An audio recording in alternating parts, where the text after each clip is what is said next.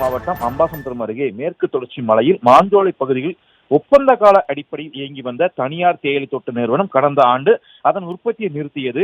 இதனால் அங்கு பணியாற்றிய தொழிலாளர்கள் பாதிக்கப்பட்ட நிலையில் மறுவாழ்வுக்கான திட்டங்களை அரசு செயல்படுத்தி வருகிறது. மேலும் பாதுகாக்கப்பட்ட வனப்பகுதி என்பதால் அவர்கள் கீழே இறக்கும் முயற்சிகள் நடைபெற்று வருகிறது.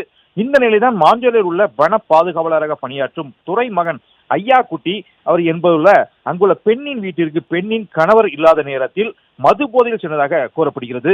தொடர்ந்து கதவை கூட்டிக் கொண்டு பெண்ணிடம் பாலியல் சீண்டலில் ஈடுபட்டதாகவும் கூறப்படுகிறது. இதனால் அதிர்ச்சி அடைந்த அந்த பெண் இது குறித்து மணிமுத்தாறு காவல் நிலையத்தில் புகார் அளித்துள்ளார். அந்த புகாரின் அடிப்படையில் போலீசார் வழக்கு பதிவு செய்து ஐயா குட்டியை கைது செய்து விசாரணை நடத்தி வருகின்றனர். ஏற்கனவே கடந்த சில தினங்களுக்கு முன்பு மாஞ்சோலையில் ரேஷன் பொருட்கள் வழங்க மறுக்கப்பட்ட நிலையில் தற்போது வனத்துறை ஊழியர் பாலியல் சீண்டலில் ஈடுபட்ட சம்பவம் பெரும் பரபரப்பை ஏற்படுத்தியுள்ளது. மேலும் மது அருந்தியதாக கூறப்படும் வன ஊழியர்கள் பாதுகாக்கப்பட்ட வனப்பகுதியில் எவ்வாறு மது அருந்தினார் என்று கேள்வி எழுந்துள்ளது.